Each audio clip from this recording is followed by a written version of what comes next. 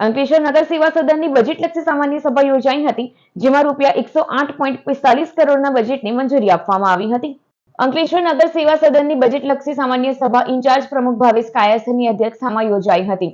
સભામાં નગરપાલિકાનું વર્ષ 2024-27 માટેનું 108.45 કરોડનું બજેટ મંજૂર કરવામાં આવ્યું હતું. બજેટ મુજબ નગરપાલિકાએ 90.88 કરોડની આવક સામે 99.70 કરોડના ખર્ચનો અંદાજ દર્શાવ્યો છે. આ સાથે 8.75 કરોડનું પૂર્ણાંકવાળું બજેટ રજૂ કરવામાં આવ્યું હોવાનું જણાવાયું હતું.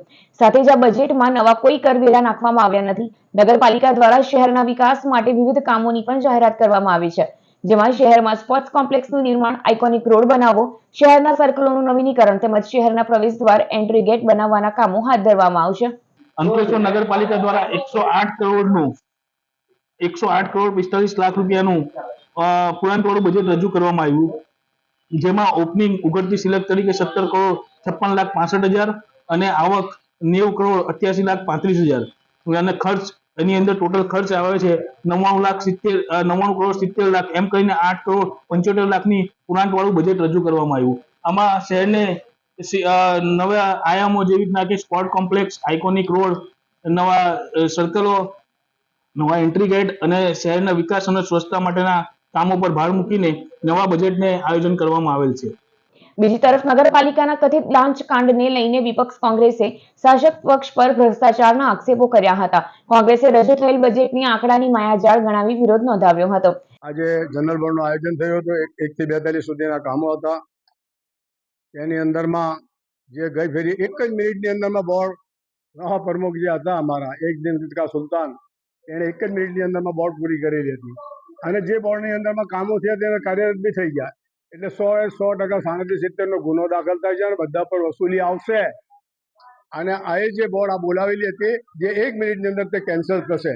કામ નંબર 2 ની અંદરમાં જે બજેટની બી હતું તે 108 કરોડ રૂપિયા, 108 કરોડની સામે મેં ગણતરી કરી કે એમાં ભ્રષ્ટાચાર કેટલા કરોડોનું તે પણ મેં એમને વાતો કરી. મારા ખ્યાલથી 15% લેખે જો 86 કરોડનું બજેટ ગયા વર્ષની અંદરમાં મંજૂર કરેલું છે, તો 15% લેખે તેવા દલાલી કેટલા રૂપિયા ગઈ તે બી બજેટમાં આવવું જોઈએ. સ્થાનિક સ્વરાજ્યની સંસ્થાઓની ચૂંટણી અગાઉ આ અંતિમ સામાન્ય સભામાં ચૂંટણીલક્ષી બજેટ રજૂ કરવામાં આવ્યું છે, જેમાં કોઈ અખતરા નથી કરવામાં આવ્યા અને કરવેરા ન વધારી જનતાને પોતાના તરફ કરવાનો શાસકોનો પ્રયાસ લાગી રહ્યો છે. આજની બોર્ડની અંદર 1 થી લઈને 42 જેટલા કામો રજૂ કરવામાં આવેલ, જે બાબતે કામ નંબર 1 ની અંદર મિનિટ્સનો અમારા દ્વારા વિરોધ કરવામાં આવેલ છે. કેમ કે ગઈ વખતે પ્રમુખશ્રીએ અમારા પોતાના 4 કામો હોવા છતાં પણ 1 મિનિટની અંદર બોર્ડ પતાવી દીધી હતી.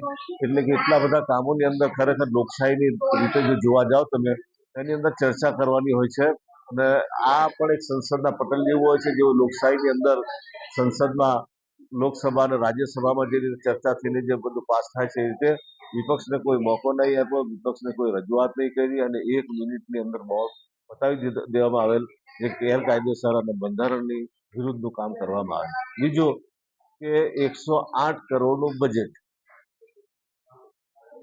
હવે આની અંદર આપણને હસવાનું આવે કેમ કે શબ્દો અને આંકડાની રમત. કે બજેટ પહેલા તો કોઈને કઈ ખબર પડે જ નહીં અને પહેલા અમારા આજે દિવ્ય ભાસ્કરની અંદર આવી ગયેલું છે કે કોઈ વેરા વધે નહીં. આ બજેટ લીક થઈ કઈ રીતે થયું?